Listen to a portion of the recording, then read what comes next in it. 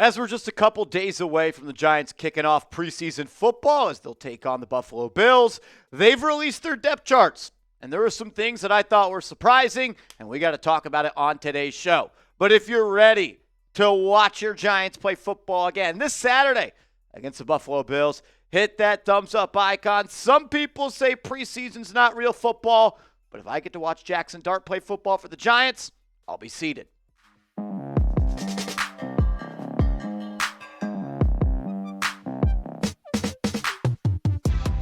Yo, what's going on, everybody? You're watching Giants Now by Chat Sports. I am your host, Marshall Green. Appreciate everybody for stopping by.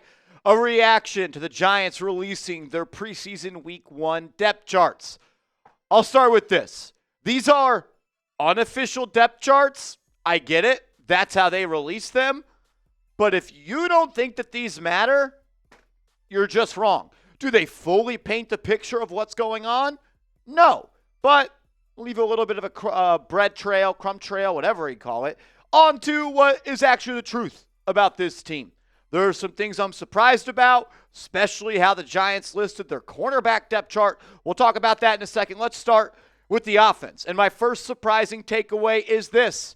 Jaxson Dart has been listed as QB3, with Jameis Winston being listed as QB2, while Jaxson Dart has actually been the quarterback pretty much all of training camp as QB2. So what does it mean? I don't know. I'm going to believe the 10 days of training camp practice that we watched where Dart was getting the reps and snaps with the second team offense compared to Jameis Winston. I'm curious to see the QB rotation versus Buffalo this Saturday. Will Russell Wilson play? I don't know. I'm sure Brian Dable will announce if the starters are playing or not. But will Jameis Winston get the first snaps with the second team offense, or will it be Jaxson Dart? So that'll be interesting to see how that unfolds. I expect to see a lot of action from Dart. I think we'll get a good look at Jameis Winston as well, and then maybe you'll get some Tommy DeVito in the fourth quarter. A lot of exciting quarterbacks to watch, though, for the Giants in preseason. Another surprising takeaway for me is Cam Skattebo being listed behind Devin Singletary, because Skattebo was getting reps with the first team offense prior to the injury. As we know, Eric Gray is also on the PUP list. He has not participated in training camp yet. Then you had Dante Miller listed there as RB4. Tyrone Tracy seems like the runaway RB1 at this point, and I'm not going to be shocked if early on in the season Devin Singletary gets reps above Skattebo, but once he gets back from that hamstring injury that he's dealing with, I expect him to be very involved in this offense, and maybe he doesn't out-rep or out-carry Tyrone Tracy. I do think he will out-rep and out-carry Devin Motor Singletary, especially the closer we get to Week 18 of the season. Hopefully Skattebo can get back on the football field sooner rather than later as he's dealing with that hamstring injury. You go to the wide receiver depth chart, and no real surprises here. Malik Nabers, wide receiver 1. Wan'Dale Robinson's your starting slot.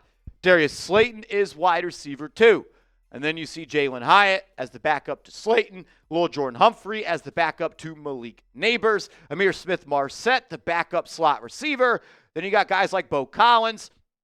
Montreal Washington has had a hell of a training camp. He is fighting for one of those final wide receiver spots on the depth chart. His chemistry with Jaxson Dart is undeniable. He's made big-time play after big-time play. He's also trying to get involved in the special teams department, trying to make his case to make this team. Excited to see what he does on Saturday. And Bo Collins, we'll watch him. Collins and Washington, two guys that I would say are making a good case to make this team as the final spots on this roster when it comes to the wide receiver spot. The tight end depth chart, a little bit surprising. There's been a lot of talk about Daniel Bellinger potentially being a cut candidate for this football team, because if you cut him, you save about $3 million. I'm surprised to see him listed as tight end 2 compared to Chris Manhertz listed as tight end 2. We know Manhertz is a hand-on-the-ground tight end. He's an inline blocker, essentially another offensive tackle out there. But I listed Bellinger as a training camp winner for me. I thought that he's had a good camp. I thought him and Russell Wilson have showed off a good chemistry. And he's a player that I've always just kind of been a fan of. Kind of that dual threat tight end in the sense where he can block, not a great blocker, but he could do it. And he can make plays as a receiving option. not the best receiving tight end. Probably a C+ at receiving and a C+ at blocking. And there's a spot for that guy on this team. It'll come down to the salary cap numbers for Bellinger if he makes the squad.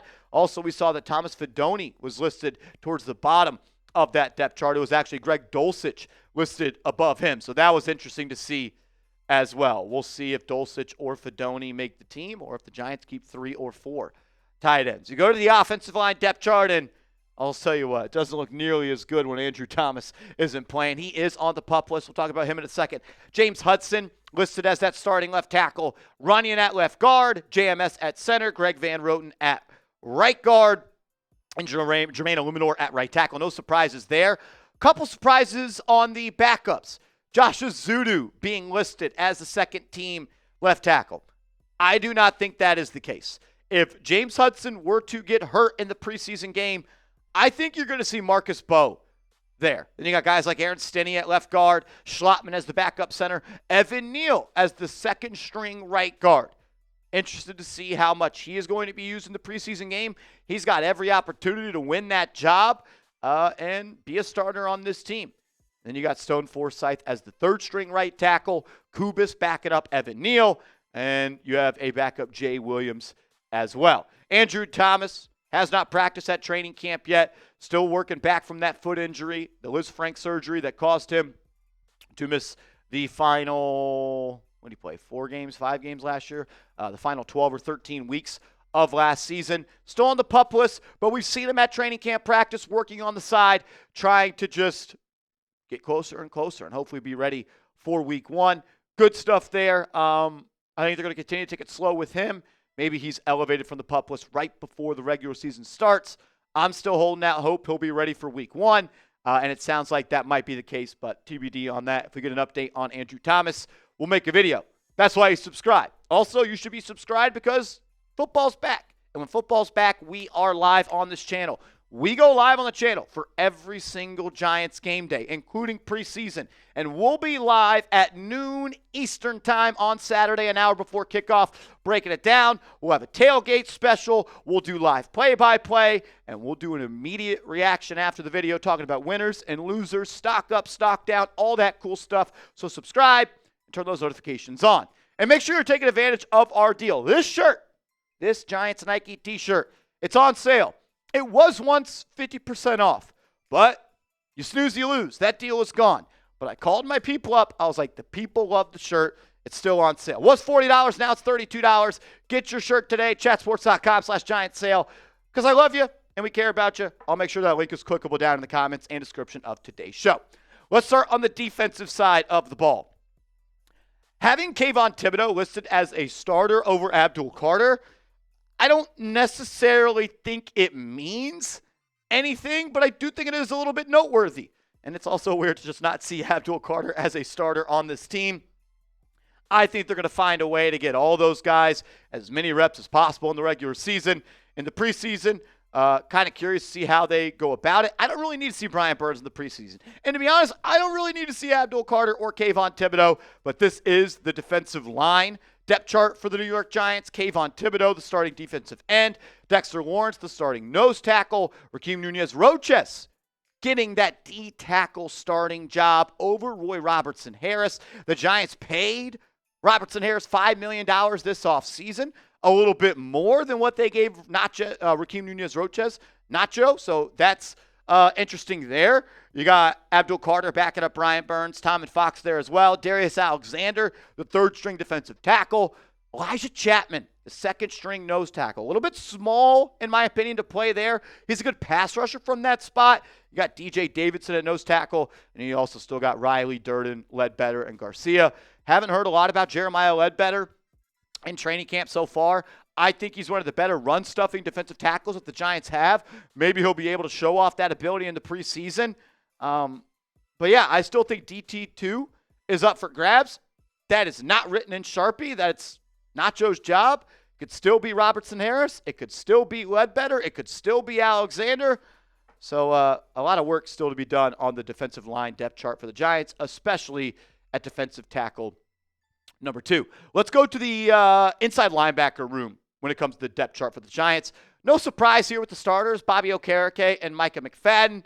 Your first backup behind Okereke is Darius Musow. He supposedly had a really good last couple of practices at training camp.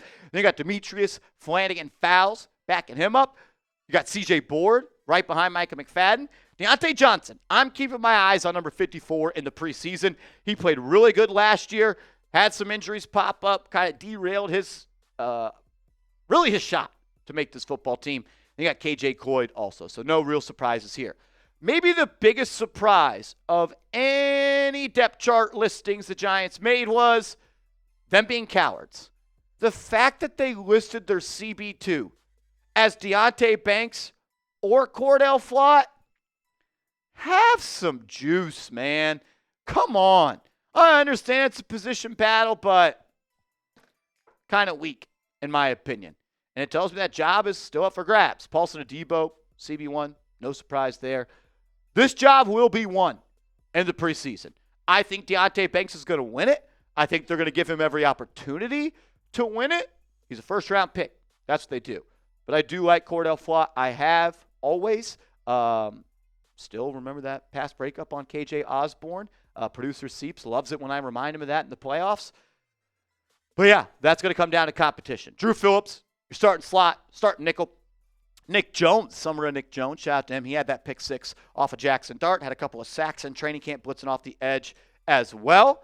Then you got Trey Hawkins III and Art Green behind Paulson Adebo, Corey Black and D. Williams on that other side as well. Still some battling to do. See if it'll be Banks or Flott. Are they going to put both of them out there? Going to play with 12 people on defense on the first drive? Come on, man. The safety room, no real surprises here. Javon Holland looks good in that Giants headshot. No more Dolphins BS on this show. Tyler Nubin and Holland, they're going to hold down the back half of this defense. Raheem Lane, Kayvon Wallace, Dane Belton, and Makari Page round out that unit. And the Giants specialists. Can't win games without special teams. Jamie Gillen, Graham Gano. They had Amir Smith-Marsette at kick returner and punt returner. The GOAT, Casey Kreider, as a long snapper. Montrell Washington listed as the backup kick returner.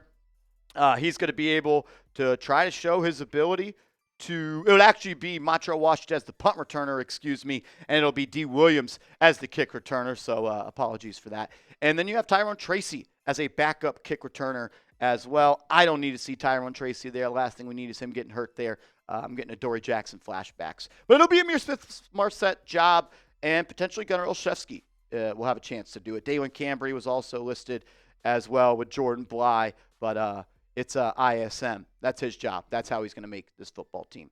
So we've gone over every position group. We've gone over all 90 players. Grade the Giants roster. Scale from 1 to 100. 100 being they're the best team in the NFL. 1 being they are the worst team in the NFL. I want to hear from you. I'm curious. I want to see where y'all are at. Make sure you are following me on social media as well. I'm on Twitter. I'm on Instagram @MarshallGreen_.